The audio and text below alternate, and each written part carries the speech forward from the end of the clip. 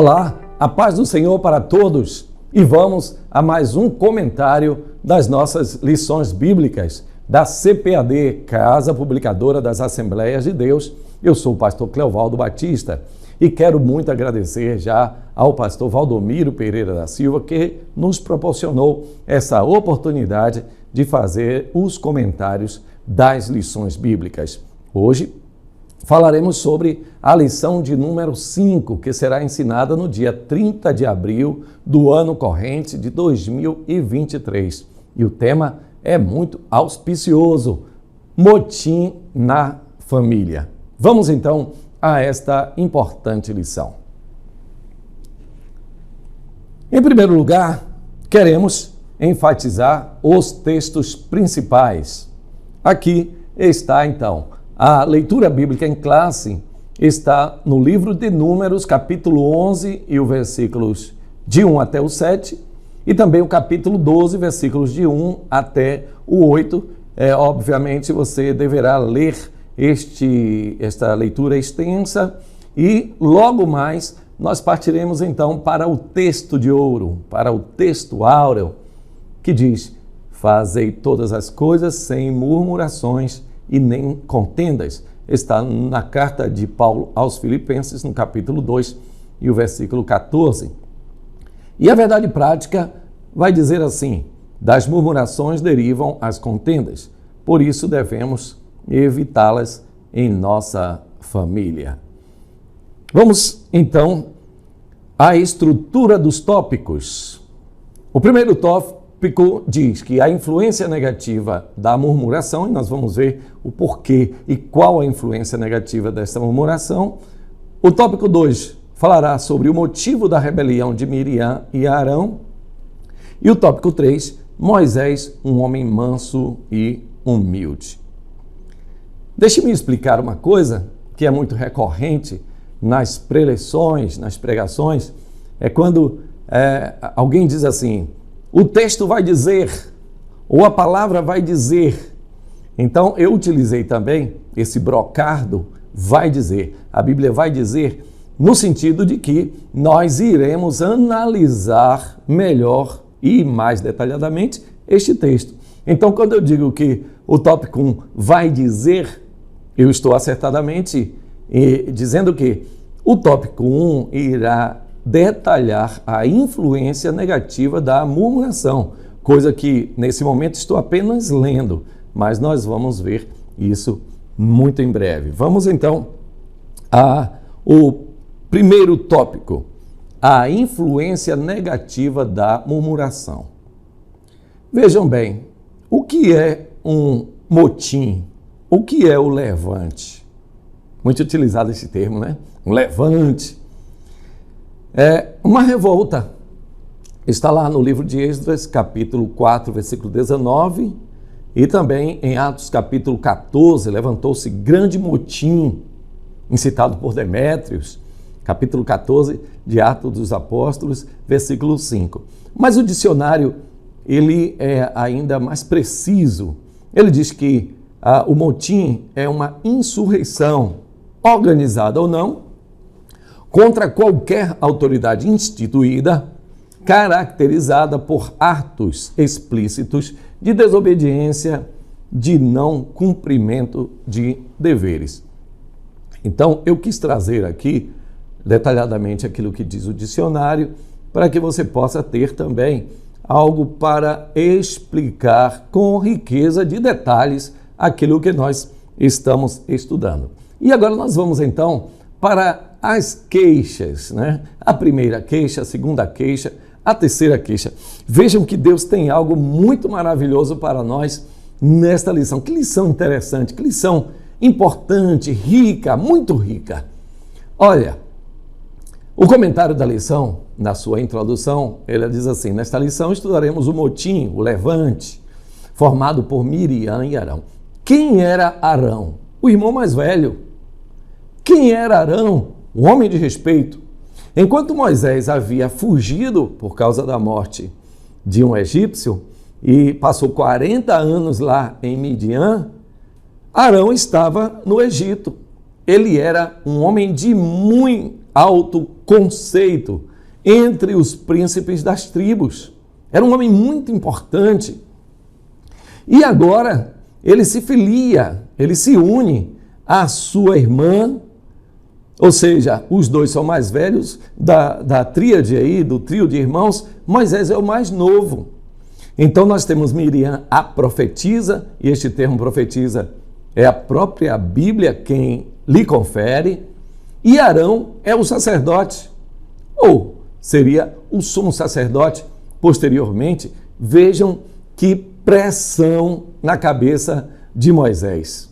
Um homem de cerca de 80 e poucos anos já, e agora enfrentar um dos seus desafios mais importantes diante de um povo que chegava a quase 3 milhões de pessoas, porque a Bíblia diz que eram 600 mil homens em idade de guerra. Se você verificar aí a quantidade de filhos, esposa, você vai chegar aí a cerca de 3 milhões. Alguns historiadores chegam até 3 milhões e 600 mil pessoas. Eu gosto de ser o mais conciso, né? 3 milhões de pessoas para cuidar, um peso enorme da liderança, e os seus dois principais auxiliares, que também eram seus irmãos mais velhos, agora se uniram em um motim. Quem sabe esteja acontecendo com alguém que está me ouvindo agora. O momento de maior pressão para a sua vida ou seu ministério. E é por isso que Deus traz para mim, para você, esta lição. Esta lição não é apenas para ser ensinada, mas, sobretudo, para ser apreendida. Creio que Deus tem uma palavra para você. Não queira fugir deste momento, embora seja pesado. Não queira subterfúgios para este momento, mas aceite este desafio, ajoelhando, clamando ao Senhor. E Ele certamente vai te dar sabedoria, graça e poder para vencer este levante, este motim.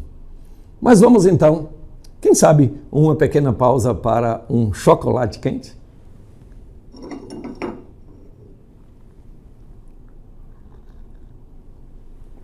Maravilha. Servido? Que maravilha. Quero agradecer aqui a CEADEB, ao querido pastor Arilson Santos. Deus abençoe. Muito bom, muito maravilhoso. Vamos seguir então. Quero lhe perguntar, você está gostando do novo projeto gráfico do nosso comentário? Foi feito com muito carinho, hein, irmão Adonias? Com muito jeito.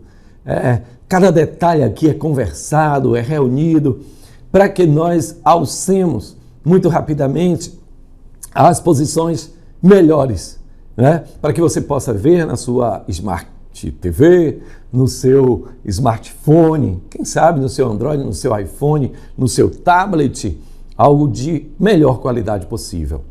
Mas vamos lá, vamos ao que nos interessa. Então aqui é a primeira queixa.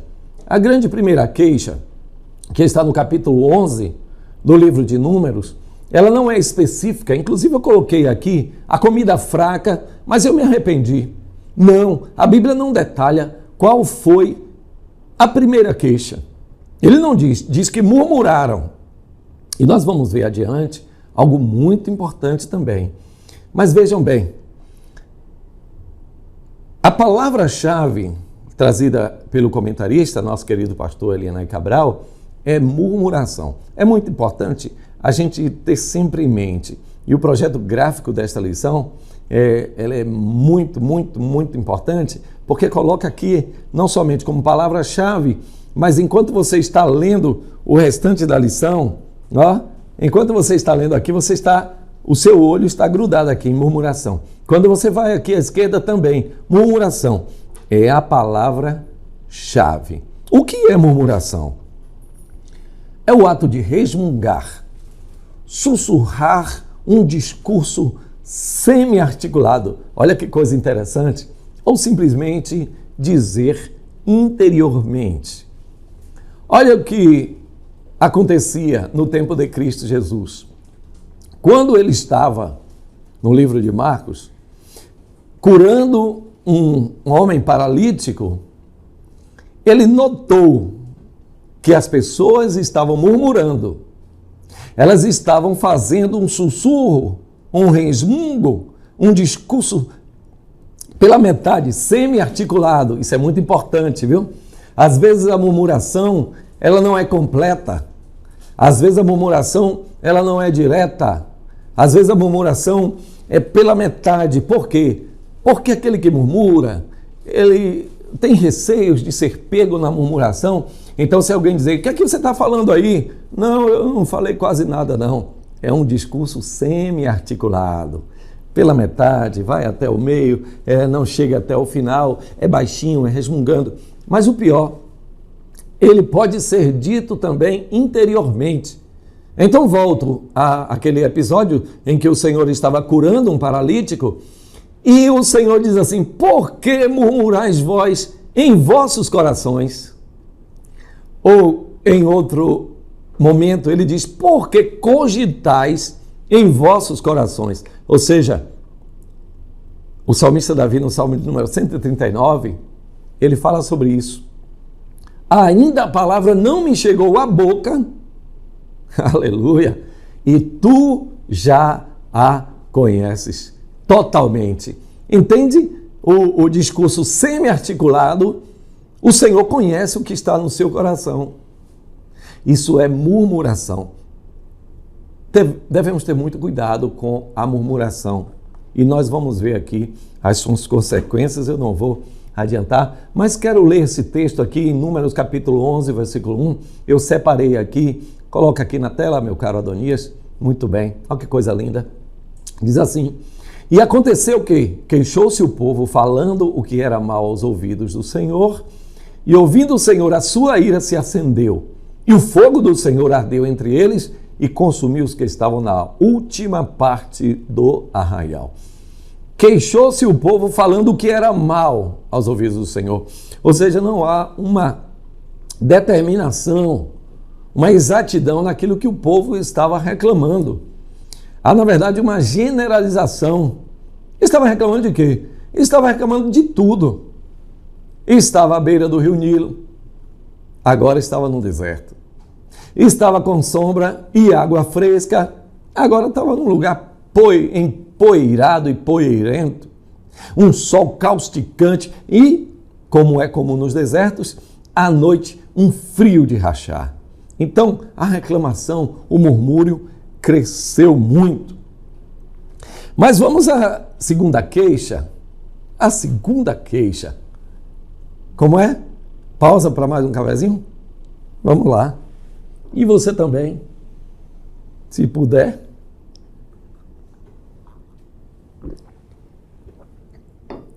Deus seja louvado. Que maravilha, né? Queremos agradecer a todos aqueles que trabalham na cozinha, que muitas vezes trabalham sem serem notados, né? Mas é uma bênção de Deus. Que maravilha. É preciso até ter cuidado para não exceder, né? Glória a Deus. E eu sempre digo que o crente gosta de comer, mas não é sem motivo. O primeiro milagre do nosso Senhor Jesus Cristo foi num casamento, onde havia comida e bebida. Depois ele diz aos discípulos, dai ao povo o que comer. E ele mesmo multiplica os pães e os peixes uma vez, e depois mais 7 pães e 2 peixes. Para 4.000 pessoas, primeiro para 5.000 homens, depois para 4.000. E depois o Senhor ressuscitou e ele aparece aos discípulos e pergunta, tem de alguma coisa para comer? E vejam depois, no caminho de Emaús, ele encontra os discípulos e diz, o discípulo, Cleopas, disse, acaso não nos ardia o coração quando ele falava da sua palavra para nós? E quando partiu o pão, eles notaram que era o Senhor. Posteriormente, o Senhor encontra os discípulos na praia e então, numa fogueira, ele coloca um peixe para assar. Mas isso não é o mais importante. O melhor de tudo é que lá no céu também vamos ser recebidos com uma bela de uma santa ceia, um banquete celestial. Oh, glória! Aleluia, glória a Deus. Vamos à segunda queixa. Veja o que aconteceu. Na primeira grande murmuração, o povo é queimado. O povo que estava no final ali do arraial é queimado. Aquele lugar se chamou Taberá, ou seja, queimado. O fogo caiu, mas não o fogo que nos ajuda, nos anima, não. Foi um fogo que queima mesmo, de destruição por causa da murmuração. Ali Deus dava uma ideia de como ele trata o murmúrio e das suas consequências. A segunda queixa é que, apesar de ter experimentado o juízo do fogo, o povo não se humilhou. Agora sim, o problema foi a comida. O problema foi o maná. O que é que o povo disse? Assim, tem uma coisa importante aqui que eu quero tratar com vocês. Em Números capítulo 11, versículos 4 e 5, diz assim: e o populacho, na versão Almeida atualizada, fala sobre o populacho. Na NTLH, na versão dos dias atuais, uma versão do nosso tempo, né? Diz assim, ó, o vulgo que estava no meio deles, ou seja, é um bando de estrangeiro. Então, na NTLH você conhece a nova tradução, né? Na linguagem de hoje. Então, o vulgo, o que é o vulgo? O vulgo não é o povo todo, e isso é muito importante, muito importante. E eu vou dizer por quê. É que muitas vezes a liderança está num projeto dado por Deus. Vamos chegar, vamos construir, vamos ganhar almas. E de repente alguém chega com uma péssima notícia, dizendo, o povo está dizendo aí. O líder que muitas vezes está se guiando apenas pelo que o povo diz, ele vai ter sérios problemas. Porque quando alguém diz, olha, o povo está dizendo aí, é preciso estar com a anteninha de formiga muito conectada. Porque muitas vezes não é o povo todo, é o quê? O vulgo. Vocês sabem que no Egito não existia apenas o povo de Israel escravizado. Existiam muitos outros povos que eram conquistados e eram levados como escravos para o Egito. No momento em que Moisés diz, o Senhor está chamando o seu povo para adorar no deserto. Então aquele povo diz, rapaz, esse povo é povo de Deus, eu vou com eles. Muita gente acorre junto com o povo de Deus e sai do Egito. A história diz, inclusive, que também alguns povos que andavam pelo deserto, quando viram que era um povo de Deus, também se juntaram a esta trupe gigantesca. E então, nesse momento aí, no deserto, esse vulgo que o escritor aos Hebreus, ele diz, olha, cuidado para que uma raiz de amargura não brote e vos perturbem. Então, esse vulgo começa a reclamar. Esse populacho, essa pequena quantidade de pessoas, começa a reclamar. O que é que eles reclamam? Eles começam a dizer, rapaz, foi para aqui que ele nos trouxe? Lá não tinha comida, não tinha carne, não tinha água de graça, não tinha peixes. Sim, o rio Nilo era a riqueza do crescente fértil, aquela área ali. Não tinha pepino? Tinha. Não tinha melões? Tinha. Não tinha porros? Aqui é o alho porró. Não tinha cebolas? Tinha. Agora vejam que coisa interessante. No deserto, quando você come o alho, quando você come a cebola e não consegue lavar os dentes, então estes mesmos legumes que antes eram tão eficazes, agora eles começam a exalar um forte odor. A comida do Egito, ela não serve para você. As palavras do Egito não servem na boca daquele que está liberto por Cristo Jesus. E o apóstolo Pedro disse, porque fostes comprados por bom preço, glorificai, pois, a Deus nos vossos corpos mortais, os quais pertencem a Deus. Glória a Deus, cuidado com a comida do Egito, cuidado com aquilo que ela exala, cuidado com o seu odor. Muitas vezes, crente que continua com o linguajar do Egito. Que Deus tenha misericórdia de nós. Mas vamos adiante. Olha aqui, o alho porró, ele tem um baixo índice glicêmico, para aqueles que não estão acostumados a um linguajar mais médico, botânico. A glicemia é o índice de açúcar, numa linguagem bem natural, é fonte de vitaminas K, A e C. Então ela aumenta a nossa imunidade, né? O potássio também é muito importante, diminui o risco de doenças cardíacas. Então ela tem muito flavonoides. Os flavonoides também são encontrados no vinho, né? E eles operam a dilatação das nossas veias, evitando as doenças cardíacas. De uma realidade tão maravilhosa agora, eles estavam no deserto.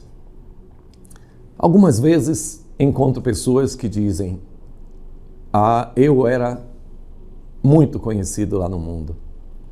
Eu tinha um clube, um fã-clube maravilhoso. Eu tinha tantas pessoas ao meu redor. Eu tinha muita riqueza ao meu redor. Talvez você tenha perdido tudo, mas também tenha ganhado tudo. O apóstolo Paulo disse: essas coisas todas que eu tinha lá, eu julguei por perda para ganhar a Cristo. Jesus Cristo é mais precioso do que tudo que possamos alcançar nesta ou na outra vida. Louvado seja o nome do Senhor.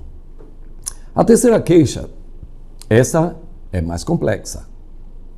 Essa é muito complicada. E olha que eu andei pensando e elucubrando sobre essa terceira queixa. Qual era a queixa? Ela começava com o casamento de Moisés com a mulher de Cusi, a mulher cuxita. Era, segundo alguns historiadores, era uma mulher nubiana, né? E o reino dos núbios era muito importante, era um reino muito poderoso, mas eles não estavam dentro do rol de pessoas que um judeu poderia se casar. Não era a vontade de Deus que o povo se misturasse. Isso nós vemos muitas vezes na história da Bíblia, desde a história de Jacó, os seus filhos, né, que se misturaram, desde a história de Esdras, Neemias também, o povo que se misturou. Então não era a vontade de Deus. Creio sim que foi um erro de Moisés, mas que foi aproveitado. E isso também na Bíblia, viu, Adonias? É muito importante. Olha, o seu erro, ele não pode ser utilizado por Satanás ou pelos inimigos para massacrar. Não. A própria Bíblia diz que Deus, ele enviou nações para julgar o seu povo. Mas essas nações aproveitaram-se desse poder dado por Deus de julgamento para esfolar. E o Senhor diz: olha, porque você passou da conta, agora eu vou ser contra você. Porque o juízo também tem que ser com misericórdia. Glória a Deus. A Bíblia é algo muito precioso. A Bíblia explica a própria Bíblia. Olha, eu quero sugerir aqui a alguns filhos e algumas pessoas que estão nos assistindo na madrugada. Faltou sono? Estuda a Bíblia Sagrada. Se você maratona séries, seja da Prime, seja da Netflix, do Globo, olha, primeiro, tenha cuidado. Segundo, o tempo que você gasta com isso, 2, 3 horas, dava para você ler um livro inteiro da Bíblia Sagrada e seria muito mais enriquecido e fortalecido no Senhor e na força do seu poder. Aceita esse conselho? Então, o segundo grande motivo da terceira queixa era a inveja, e vamos falar disso daqui a pouco, mas a chegada de uma mulher à vida de Moisés iria diminuir a influência de Miriam sobre Israel.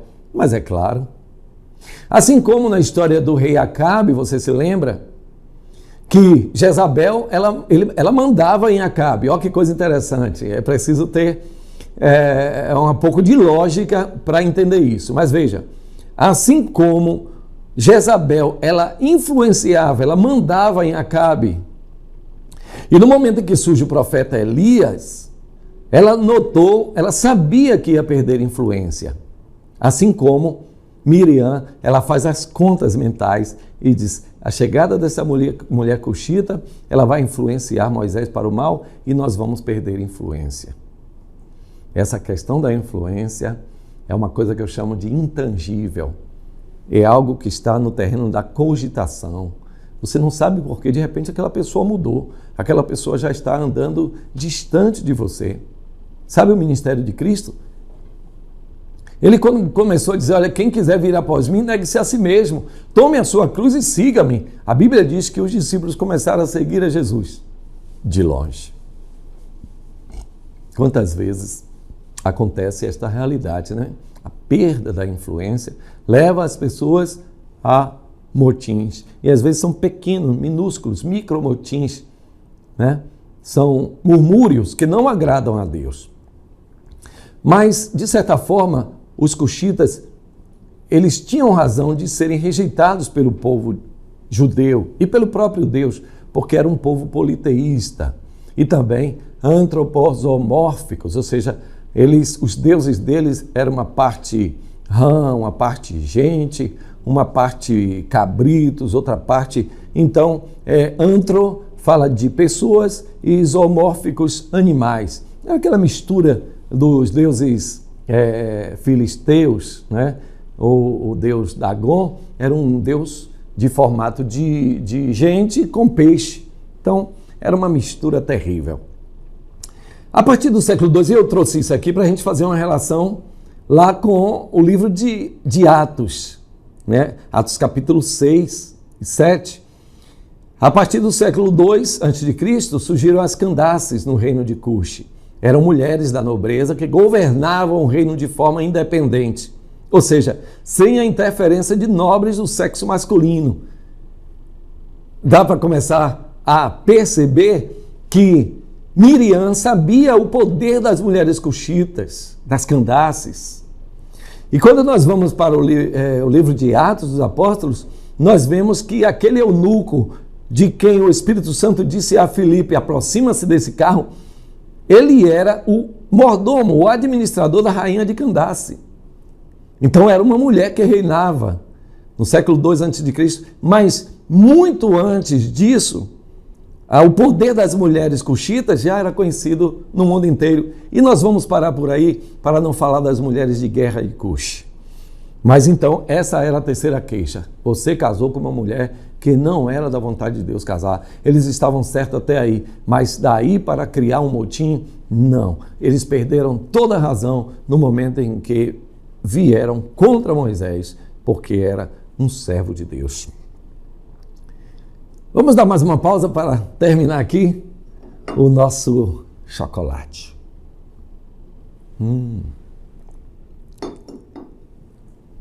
Eita Deus, é forte. Olha aqui. Vamos então partindo para os finalmente, o motivo real da rebelião de Miriam e Arão. A inveja. Cuidado com a inveja. A inveja é uma obra da carne. A inveja quer ter aquilo que o outro tem. Mas como nos defender da inveja? Sabendo que esse foi o motivo, a perda de influência, a situação de vulnerabilidade de Miriam e Arão. Mas como se defender disso? Olha que coisa interessante. Moisés, ele não se defendeu a si mesmo. Você não encontra no texto Moisés indo para cima dele. Sou eu quem manda aqui, sou eu quem resolvo. Não, ele deixou que o próprio Senhor o defendesse. Será que Deus ainda hoje nos defende? Será que se deixarmos que o Senhor seja o nosso advogado, o Espírito Santo, nosso paracleto, as coisas irão se resolver? Ou irão se resolver no amotinamento?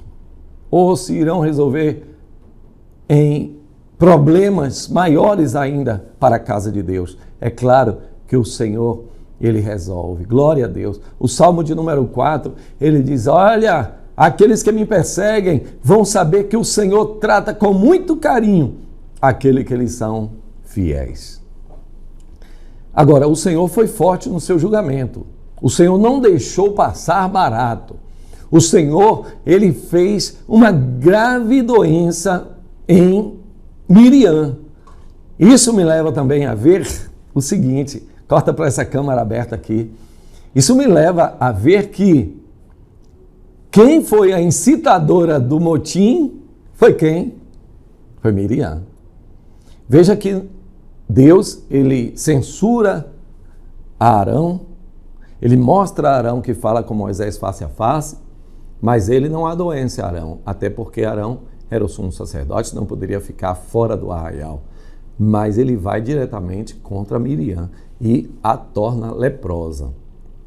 Vamos andar mais um pouquinho, porque você vai ver que Moisés era o homem manso, o homem mais manso da terra. Eu não sei se eu coloquei para cá. Deixa eu ver aqui, que eu quero falar uma coisa muito importante. Não, eu coloquei para cá não. Eu coloquei para eu mesmo falar. O quê? É que Moisés, ele deixou que Deus o defendesse. Ele deixou que o Senhor o defendesse. Mas a mansidão de Moisés, ela não era natural, era herdada por Deus. Ela era um amadurecimento da sua vida com Deus. Como assim não era algo natural, herdado dos pais, mas herdado do relacionamento com Deus? Porque Moisés fugiu do Egito exatamente porque ele feriu e matou um egípcio. Então vejam bem, ele não era um cabra mole, ele era um cabra brabo, ele era um cabra bruto. Ele tinha uma direita, ou não sei se uma esquerda, muito potente. Ele pensou que dando um murro, o cabra ia cair ou desmaiar e estaria tudo bem. Mas o cabra morreu. E ele fugiu, ele era um fugitivo. Então ele não era tão manso, mas ele aprendeu a mansidão à medida que andava com Deus. E isso, Adonias, corta para essa câmera aqui que eu tenho uma palavra de Deus para alguém. Não importa o que você foi antes, importa o que você é hoje. Portanto, agora se estamos em Cristo, somos nova criatura. As coisas velhas já passaram, eis que tudo se fez novo. E é preciso deixar o passado morrer, descansar, deixa ele lá na cova. Agora somos nova criatura. Agora somos filhos de Deus. Aleluia, disse o apóstolo João. Então aquele que foi roubador antes, agora é um homem honesto hoje. Aquele que antes ele não tinha estribeira, antigamente não tinha limites, antigamente fazia e falava o que queria, feria as pessoas. Agora é um homem, uma mulher amável, que diz coisas que constrói a vida das pessoas. Então, a sua mansidão foi a mansidão de um discípulo de Cristo. Foi o que Jesus Cristo disse: aprendei de mim, porque sou manso e humilde de coração, e encontrareis descanso para vossas almas. Então vamos lá. O segundo, o motim familiar promove dissabores e ofensas. Quando permitimos que a inveja se instale no seio da família, estamos chocando ovos de serpente. E eu acho muito interessante esse versículo 5 do Isaías, capítulo 59. O meu povo chocou ovos de serpente. Se tiver o ambiente propício, se formos guardando todas aquelas pequenas raivas, aquelas pequenas desavenças, uma hora eu resolvo, uma hora eu te pego, uma hora que você estiver sem perceber, eu vou chegar, eu vou fazer baixaria. Não, o sangue de Jesus tem poder. Um verdadeiro cristão, ele não pensa isso. Isso é chocar ovos de serpentes. Isso vai destruir a sua família, o seu núcleo familiar. Ao contrário, Provérbios capítulo 14, versículo 30, o coração em paz dá vida ao corpo, mas a inveja apodrece os ossos. Eu coloquei aqui alguns segredos da inveja. Ela vem de invidere, ou seja, enviesado, olho gordo. O que é enviesado? Não suporto esse tipo de gente. O sangue de Jesus tem poder. Não suporto essa mulher, não suporto esse cabra. Cuidado, isso também é inveja, enviesado. Parece que ser visto é central para o tema da inveja. Tanto para quem é invejado, ou seja, ele é visto, quanto para quem inveja. Olha, então essa questão do estar no centro da atenção é o grande problema. Então, a inveja também necessita, óbvio, da coexistência de duas pessoas. Não pode um invejar-se a si próprio, né? Inveja é um tipo de dor psicológica sentida quando, ao nos compararmos a outras pessoas, você pode anotar isso aí. Vou deixar um pouquinho aí na tela, viu, Daniel? Para que as pessoas possam anotar. Avaliamos que nosso valor, nossa autoestima e nosso autorrespeito estão diminuídos. Então, se você é baixinho, chega eu, todo grandão. Está se achando só porque é alto. Oh, meu irmão, tinha material abundante lá em casa, meu pai e minha mãe me fizeram alto, mas eu poderia também ser baixinho. E estaria dando graças a Deus, glória a Deus, porque eu não sou alto. Se eu sou alto, graças a Deus, porque eu não sou baixinho. Se eu sou forte, eu digo graças a Deus que eu não sou magro. Se eu sou magro, graças a Deus que eu não sou forte. E assim vamos. A cada um Deus deu um dom específico, né? Eu posso pegar coisa no alto, mas já passar em partes baixas, para mim é mais difícil. E você tem também a sua particularidade. O Espírito dá a cada um o dom para o que é útil. Aleluia, glória a Deus. Inveja é a dor da observação daquilo que nos falta. Coloquei aqui também, sentimos inveja quando outra pessoa tem características superiores às nossas. Vejam que o problema está na competição. Não é nem na competitividade, que é uma característica inata da pessoa, mas na competição. Você procure o lugar melhor, a coisa que você mais sabe fazer. Faça como Bezaleel e Oliabe, da melhor forma que você sabe. A inveja é um tipo de admiração e amor por aquilo que não se tem. Olha que coisa terrível. Ai, meu Deus. Admirar e amar aquilo que não se tem. Terá sido esse o caso de Judas? Ele nunca poderia ser Cristo Jesus. Então, a inveja também o levou. E os próprios fariseus, isso está escrito, por inveja, os entregaram aos príncipes da época. Schadenfreude é uma palavra de origem alemã, usada também, isso aqui é para o pastor Joel, meu amigo Joel lá de Valença. Aqui, ele, como diz aqui, ele mata a pau, né? Palavra de origem alemã, usada também em outras línguas para designar o sentimento de alegria ou prazer, olha aqui, pelo sofrimento ou infelicidade dos outros. A inveja, ela não se contenta em ver o bem alheio, mas ela sente prazer em ver o sofrimento e a infelicidade dos outros. Nós estamos num tempo de BBBs, de novelas, de série, em que a inveja é colocada num pedestal, mas eu quero dizer que a inveja é uma obra da carne, maligna, e deve ser amputada, tirada, para que nós possamos ser homens e mulheres cheios do Espírito Santo. Eu quero falar também sobre a mansidão e humildade de Moisés. Aliás, acho que eu já falei sobre isso. Olha Moisés orando por Miriam e também por Arão. Mas dessa parte eu quero pegar a parte terceira, que diz o desabafo de Moisés. Saber que os seus irmãos estavam tramando contra ele fez com que Moisés resignasse o seu ministério.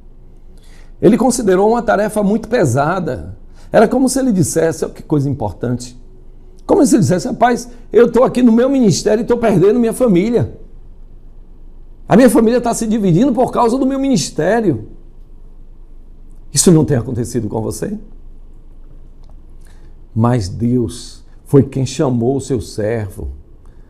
E Deus é quem disse a Moisés, mas calma, vamos resolver isso, deixe que eu atuarei, deixe que eu resolvo. Eu vou mostrar quem eu realmente falo face a face. Glória a Deus.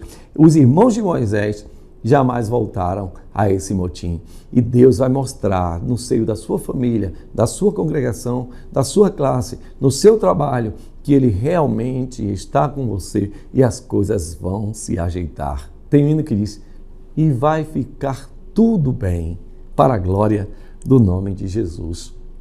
Vamos, então, partir para o final e eu quero terminar com esta frase de Gálatas capítulo 5, versículos 25 e também o 26. Andai em espírito e não cumprireis a concupiscência, o desejo da carne. Que Deus abençoe a cada um de vocês, aqueles que estão sofrendo motins, levantes, inveja. Saiba que o Senhor, Ele é o mesmo Deus de Abraão, de Isaac, de Jacó e de Moisés. É um Deus que faz com que todo levante, todo motim seja resolvido no seio familiar. Mas fechemos o nosso coração para esses sentimentos e abramos o nosso coração para a mansidão e a reconciliação em nome de Jesus.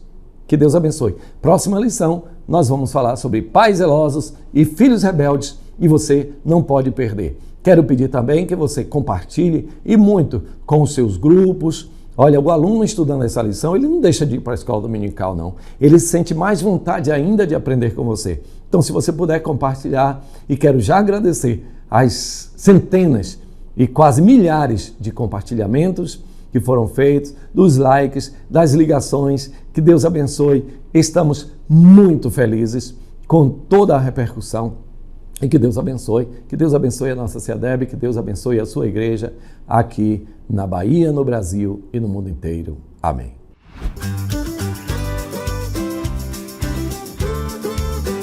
CEADEB TV, uma herança de fé pra você.